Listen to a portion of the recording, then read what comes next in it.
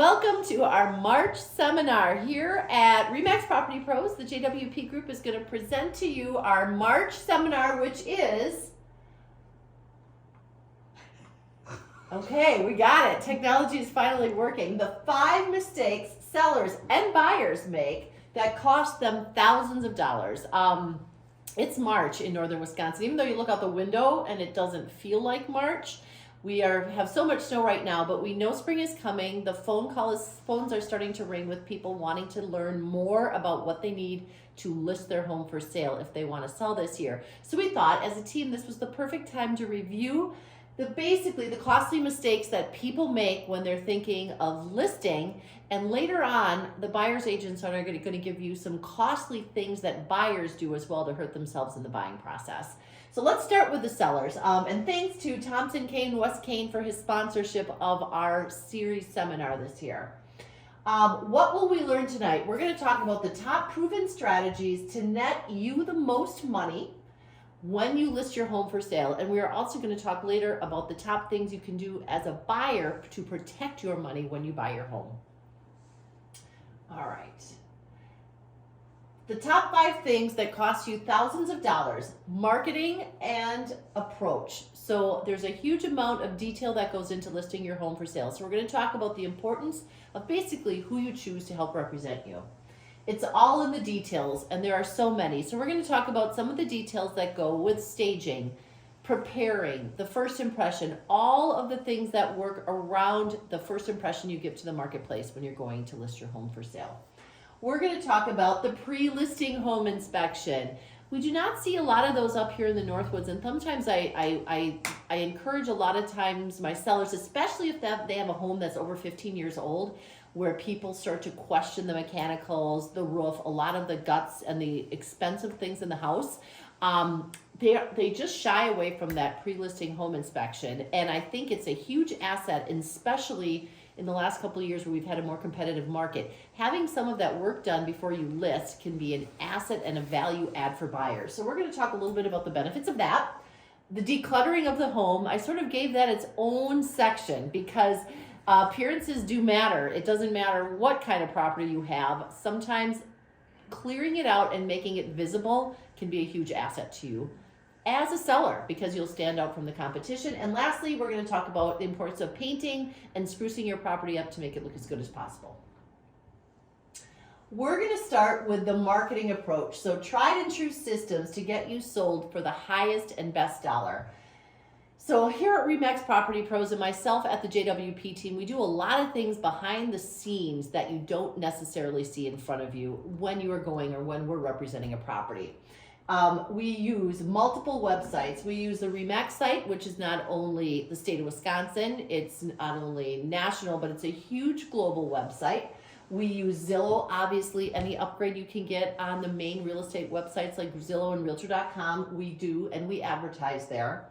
We also have a partnership with Discover Wisconsin, which is exclusive only to RE/MAX Property Pros in northern Wisconsin. We are their preferred real estate company. And that's something we're very proud of here. And we have our own website that comes off of the Discover Wisconsin media website that only represents and shows our listings on it. So it's a huge generation of lead source for us, but it also gives our sellers a huge amount of exposure, in my opinion, in front of the best audience for northern Wisconsin. Because if you look at the demographics of the people that watch Discover Wisconsin, they're also the same demographics of the people that actually come and vacation in the Northwoods and buy houses. So we are very proud of our relationship with Discover Wisconsin. We use professional photos for pretty much every listing that we take. We also use aerial and drone photos if we think it would be appropriate. Honestly, sometimes it helps and sometimes it can hinder, but we do everything we can to, again, give your property the best foot forward when you're listing it. We have a Matterport camera and a 3D camera for, again, those instances when we think it might help us and not hinder us with a sale. We do a huge amount of sales videos. We do a huge amount of marketing online, in print, and on the web. We do a huge amount of social media as far as just listed and just sold, new to the market videos, anything we can do to try and bring as many buyers to our listings as possible. And we do a huge amount of online advertising. We have a social media expert that specifically targets to the zip codes of the buyers that are coming into our area. So we focus very heavily on northern Chicago, southern Wisconsin, Minnesota, Indiana. The places where we know buyers come from is where we tend to market and put our ads personally on the social media websites. So that's just part of our marketing approach. Oops, going the wrong way again. A little bit of information about the brand. So here's some strong facts about RE/MAX. It's the #1 global home sale, the #1 brand in name awareness. There's over 7,900 offices worldwide, over 123,000 agents worldwide. The #1 company in sales volume and units in the greater Northwoods MLS. We help more than 55 families find a home a day in Wisconsin, and every 30 seconds a RE/MAX agent helps someone find the perfect place. And then here's just a little bit more about our partnership with Discover Wisconsin. As you can see, our Dream Homes Discover Wisconsin website is linked at the bottom if you want to take a look at it yourself. We do the videos and the 3D walkthroughs. We have an example of what we do on Zillow. As well as also on the Matterport videos, where you can really give the buyer a sense of being at the property. Now, when COVID was everywhere, this was an extremely useful tool because it allowed buyers to have their boots on the ground when they couldn't get up here, they couldn't travel. It's still helpful now because one of the things that we hear most frequently from buyers is how creative real estate photographers are. Funny that when you took the pictures, I couldn't see this in the picture. I couldn't tell that there was a neighbor right on top of you when I was looking through the real estate photos. Well, one of the nice things is that when we can use the 3D Matterport or the Zillow video, a lot of times you'll see us walk out on the deck and we'll pan 360 degrees to the right and to the left, so you can really get a good gauge of how much privacy might be at a property. We do a lot of professional drone photography and videos. We can do flyovers with our drone flyers. Again, if it is a very private, pristine parcel with a lot of acreage, a lot of our sellers find a lot of value in highlighting that privacy. And then, of course, a huge amount of online and print advertising. We do tell 20s. A lot of people ask what those are, and those are when you tell all the neighbors that we just listed their home for sale. You might send out a flyer or a postcard that a home went under contract, and then one that a home actually sold. But we're always trying to encourage the neighbors to help us find the right neighbor for themselves. So if they see anybody that is looking in their neighborhood, they can send them to us and help them to buy your home. So again, just some examples of some of the marketing that we've done over the years and continue to do. And here are just some details. So before we end the marketing section and go into the details section, I guess the one thing you should always be looking at when you're interviewing or you're talking to a real estate professional about how they market and brand your home would be asking for the details, not just saying that we put it in the MLS, we put a sign out in front of the property. There's so much more to the marketing of a property in northern Wisconsin than just those two items. So make sure you really have a good understanding of how the agent that's representing you is going to market and get word out. The #2 thing that people often do that costs them thousands of dollars when they sell their home is they forget about the details, and selling is in the details. Here's just some facts for us to review. 82% of buyers agents said staging a home made it easier for a buyer to visualize the property as a future home. 47% of real estate agents claim that home staging had effect on most buyers' view of the home. Again, when a buyer can walk in and envision themselves there instead of you being there, it can have a huge impact on what they think and feel about a house when they walk in. In 2019, the average dollar value spent on staging a home was only $400. A lot of folks think it's going to be thousands of dollars. But what we forget is that sometimes the staging is about the taking out of personal property and not necessarily putting things in. And then the two least important homes that you need to stage are the office and the guest bedrooms. The most important things to stage are that kitchen, family great room, and the master bedroom and bath. And then a professionally staged home spends 73% less time on market compared to those without staging, which again, in the current market we've been in the last few years might not seem like a lot, but as the market shifts and moves, those little things mean something. And then staged homes on the market sold for 25% more than unstaged homes. So again, excuse me, if, oh my God. Where's your water? I swallowed my spit, I drank it all. Okay. You want another bottle? It's still rolling. Do you want me to have it still rolling or stop? Let it roll. Neil can cut it We'll out. fix that. Okay. You were pretty much done. Do you need another water? Yeah, maybe if you would I'll go mind. get If it. you want. Okay. Again, okay. So staged homes on the market sold for 25% more than unstaged homes. So if you are a seller, especially looking at every dime that's going to go on in your pocket at the time of sale, staging is definitely something you should consider. Home details. So these are just some details of the things that when you live in a home, you always forget the details. You forget the things that don't bother you as you live and work and dream in your home. But it's the things like the squeaky doorknob, the burnt out light bulb, the mismatched lighting where you have one bright yellow one and one fluorescent one. The Christmas in July, all the Christmas lights that you have hanging around your home for a couple of months after the holiday season has ended. Dirty hot tubs, dirty refrigerators and microwaves, and outside overgrown yards and landscaping. All of these little details matter. So again, when you're looking through the eyes of a home buyer, when you pull up to your house, what do you see? When you are looking online at other houses, when you're thinking of buying elsewhere, what are the things that you notice in those pictures? So again, it's all in the details. The cleaning, the odors, the painting, all the things that buyers will see that you just get used to living with, that you really want to take attention to before you list your home for sale. Remember, you could also be in competition with new construction. So watch for these items as well. Dirt stains, carpet stains, soap scum in showers, dusty chandeliers, dirty baseboards, grout, especially if it's an older home where the grout is peeling up in the bathroom. And then odd smells like smoke or pet odor. So again, when you are thinking about a buyer coming into your home, what are the first things going to notice when they come in? Because those details do matter. And if you're competing with new construction, you want to be as sharp as possible and you want to look as good when they come through the front door. And lastly, here are some before and after pictures of properties that we have staged and things that were unstaged. So again, on the top picture, you can see just cleaning off the countertops, cleaning off the refrigerator, what a difference it takes in making sleek pictures that look clean and clear and crisp.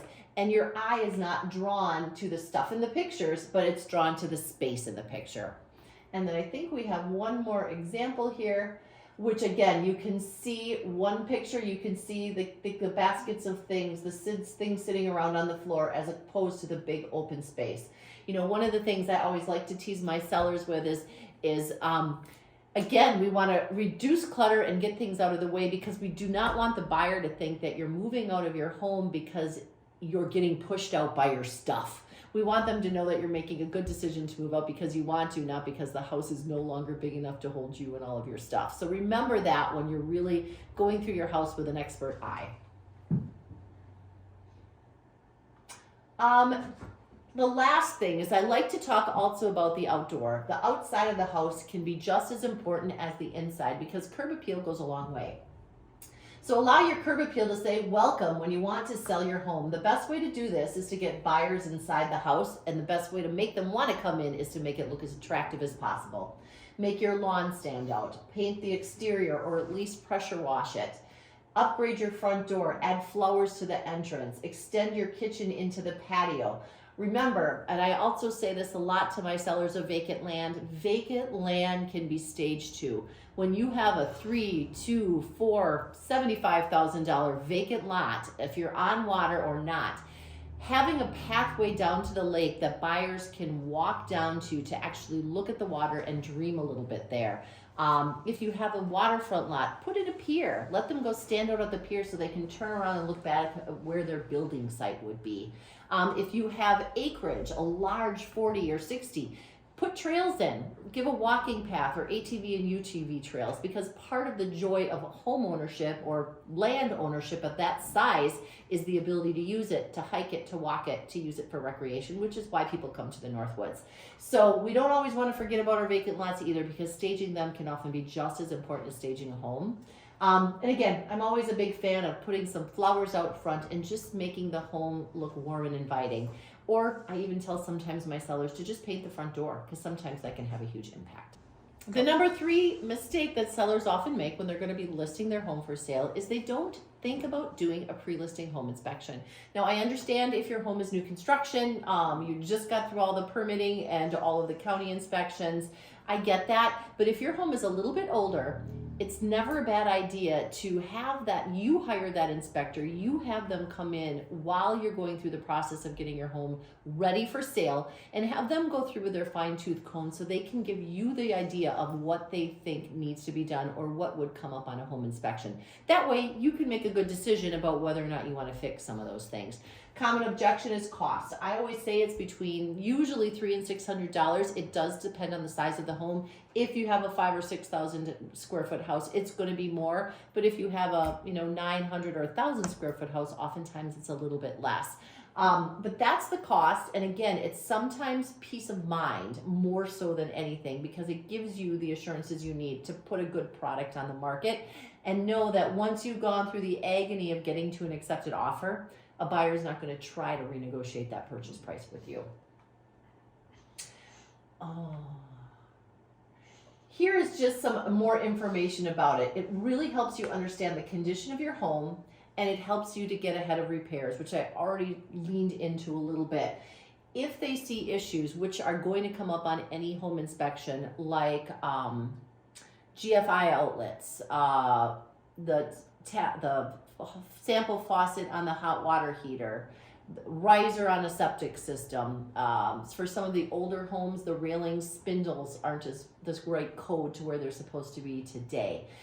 These things you can find out about before you go on the market. And the beautiful thing about that is, let's say you're one of my sellers who says, you know what, I don't care, I'm not going to fix it. At least if we have the home inspection, you can disclose it. And you can put it right on your real estate condition report, so that when a buyer takes your house, they're taking it with all of the knowledge that you give them on the home inspection, so that they will have that when they make their offer. And they can choose to negotiate with that knowledge. But the good thing about that is that if they choose to have a home inspection of their own, when those items come up, they cannot renegotiate the purchase price with you. At least in theory, they can't.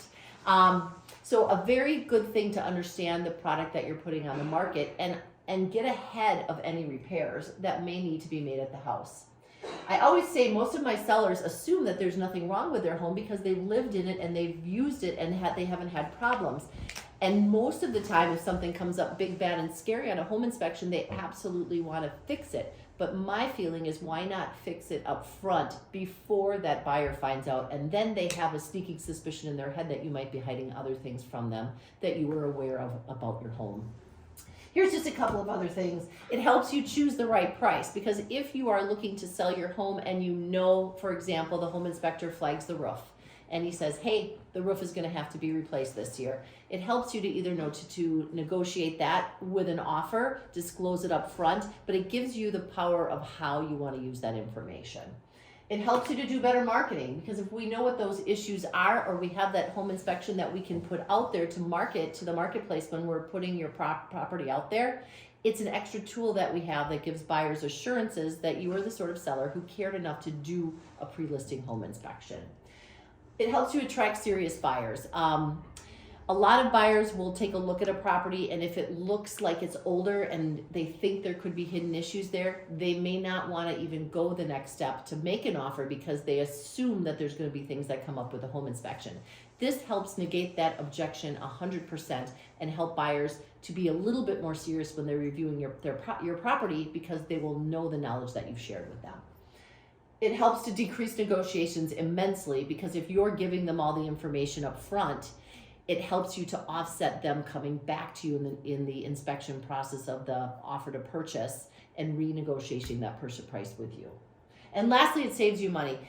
Statistics show that if you have, let's say, 3 or 4 issues that need to be handled at your house that come up on a home inspection, and the buyer finds out during negotiations because they paid to have their home inspection done, a buyer always estimates about 2/3 more than the actual cost of what the repairs are. So for example, you know that the hot water heater has to be replaced.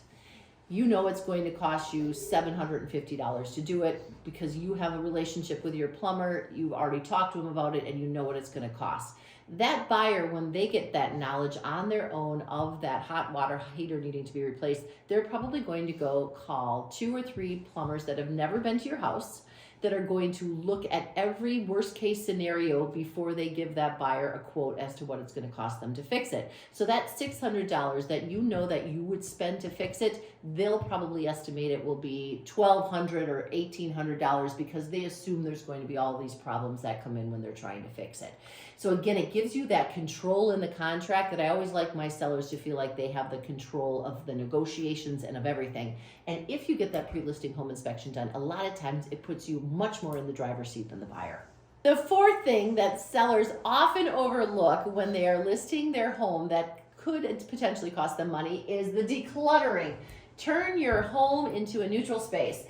You know, you can sell, you can offer, you can retain, you can toss, and you can donate. I like to tell all my sellers, all the stuff you have in your home that you've been moving or stepping around for the last sometimes 20 or 30 years has a purpose. It just might not have a purpose with you anymore. So I talk to my sellers about starting a list.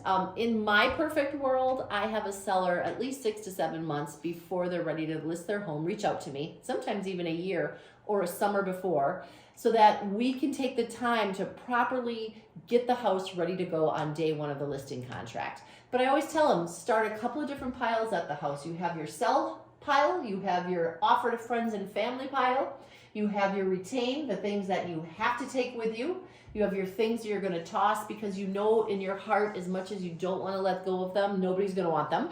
And then you have your donate to Goodwill, the things that you know somebody else would appreciate and love just as you did when you used it. So start the process right away when you're getting ready to list your house by starting a couple of these little piles or baskets around your home. And turn your home into a neutral space. Family photos, I like to see those come down. Religious items, I like to see those come down. Obscure decor, you know, making sure again that no matter who walks into your house, there's nothing jumps out at them above and beyond what would be neutral, and as I like to say, very beige. You know, pet beds, we want to put them away. A lot of people will say, Julie, well, we have a pet, but nobody would know. I've never had anybody come into my house and say they can smell an animal. That's okay, but if we have pet beds there, even if they don't see the pet, they will oftentimes assume that something is going on there, and they'll find a way to smell it, even if you might not smell it. Dirty laundry, do your best to pick everything up, and kids' toys, put them in a closet, put them in a room before showings. A lot of times I'll encourage my sellers to get 1 or 2 big baskets, especially a lot of kitchens have the big desk in the kitchen with the papers all over it. You know, let's grab a basket before we have a showing and someone's coming over the house. We can just take all those things, put them in the basket, and put them in a closet. Use garages and unfinished parts of basements as staging areas or future boxing areas where you can start to box and pile up the things that you know you're going to take with you to your next adventure. And then number 5, simple paint can make a huge difference in your house. Neutral and bright tones create calm and flow in a home. You want to avoid the dark and obscure colors. You want the buyer to see themselves living in your home, so neutral colors are generally the best. And this is what I get told all the time, but Julie, they can paint it when they are moving in. But you have to remember, buying is a very emotional process, and we want them to feel as comfortable as they can so we can remove all the speed bumps of them picking your house out against any other home that they're looking with.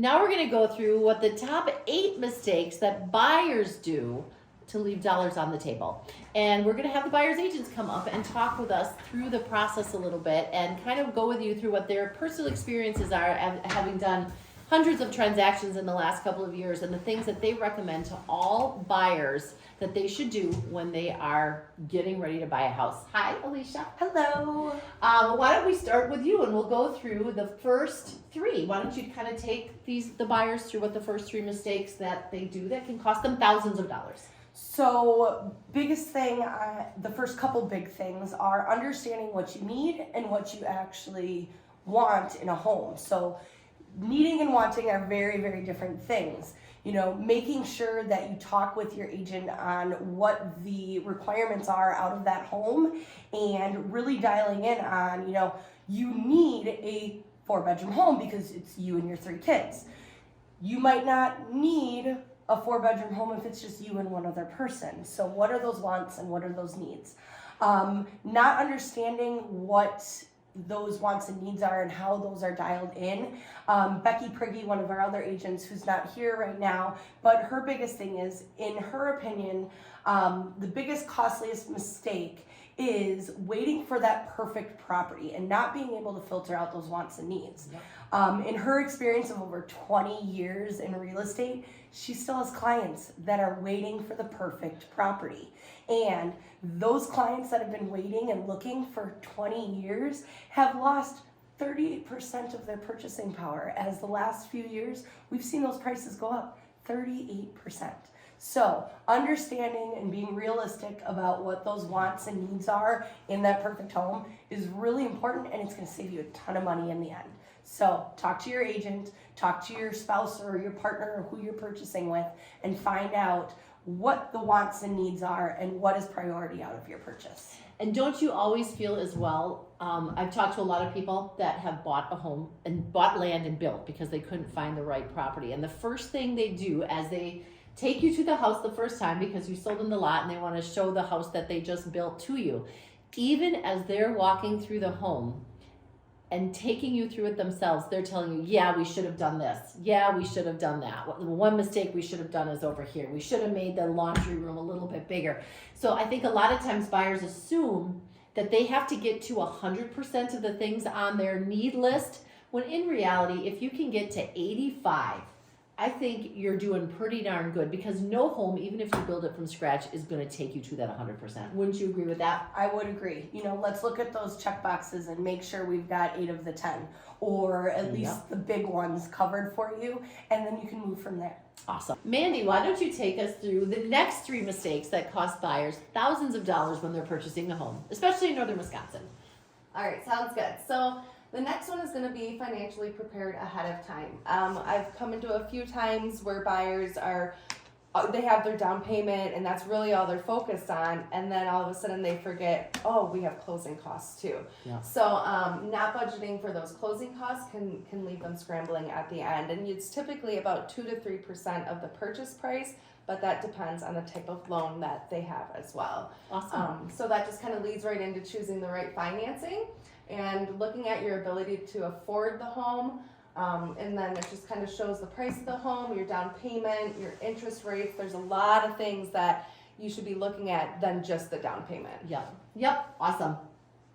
And I know that with the rates being a little bit higher right now, a lot of people are looking at adjustable rate mortgages, which are an option as well. And some banks are offering that if you get your loan with them and rates drop within the next 2 to 3 years, they will automatically pay all the costs for you to refinance to a lower rate. So I think choosing your lender is a really good thing to shop around, just like you would shop around for anything, so that you know that you're getting the best deal for yourself that you can. Absolutely. And then number 6. So how you evaluate homes will save you thousands of dollars and heartaches. Basically, before you buy or refinance your home, insist on seeing a total market overview of exactly what's going on in the entire market, and then also narrowing it down to what's going on in our local market. And the best way to do that is getting in touch with one of us on the Winter-Paez group. That's a buyer's agent. We can connect you to our local lenders we work with and tell you about our local market. And when you have a buyer that's going out to look at a property, you sort of do a market analysis on behalf of the buyer. Yes. If they're questioning price or they're questioning how much they should be paying for a property, you're advising them as to how much is realistic and what other properties in that neighborhood or in that marketplace have sold for recently. Yep, and a lot of time buyers actually aren't aware that's something they, it's usually you think you do that for the seller side of it, and running comparables for the buyers is definitely something we like to do. Awesome. Thank you, Mandy. You're welcome. And the final 2 mistakes that cost buyers thousands of dollars when they're buying a home in the Northwoods, Kirsten's going to run us through. Kirsten, why don't you finish up our seminar tonight with the last 2 mistakes? 7 and 8 basically run together, because negotiating the deal is complex, and working with a buyer's agent that knows the market and knows what's going on can help negotiate the deal. The big thing that I see, especially, we saw major during the COVID era when people were just shopping Zillow, hitting the button and calling. And they don't know who's going to pick up the phone. Yeah. And that agent may have been in the business a day, Yeah. or maybe part-time, doesn't know the market, and maybe not even in our market area. So if you research and you pick a buyer's agent, you sit down and you talk with that buyer agent. The buyer agent will have a consultation, and that will help you, the buyer, understand the market and what's happening in this market and set you up to win. Yeah. Many times the house that you call on is not the house that you're going to buy. Right. And I think a lot of people do. They hit the button on Zillow and they assume they're getting the listing agent. Yeah. Or somebody that is with that company, and they don't understand that they're getting just anybody. And we do have realtors from out of the area buying Zillow up here. Yes. So it's very important to know who you're talking to. Have you found with the market a little bit changing in the last, last 6 or 7 months, that the buyers' questions have changed at all? Or are they still looking for the full professional service and that they were asking for a couple of months ago? Well, I think they're looking for the full professional service. Yeah. Yeah. I think that there's a huge need out there for buyers to understand that even though the market's shifting, there's huge opportunity out there. Oh yeah. And and when you're working with someone that has watching the market, Mm-hmm. we know the properties that have been sitting there, and we know why they're sitting there. Yep. And when you're talking with a buyer agent, we can share that insight so that you come in and you have that negotiating edge. You have that person in your corner. That's right, Yeah. and that's what you need. Yep. And I want to go back a little bit on when you were saying calling Zillow and wanting to talk to the listing agent. Yep. Yeah, I get that you think that agent is going to know the most about that property, but is that agent, the listing agent, is representing the seller. Yep. And I also find myself that sometimes, again, all listing agents aren't created equally. So you might end up knowing more about a property because you've shown it 3 times, you've gone to the county and gotten all the records on it, and you've done quite a bit of research on it. So you might end up knowing some things about the property that if they call the listing agent, they may not give them the answers to anyway. Absolutely. So again, all listing agents and all buyer's agents aren't created the same. So I think who you choose absolutely matters. Yes. And it could cost you thousands of dollars. That's it for tonight's seminar. Thanks so much. And as always, if you have any questions about buying or selling in northern Wisconsin, give us a call.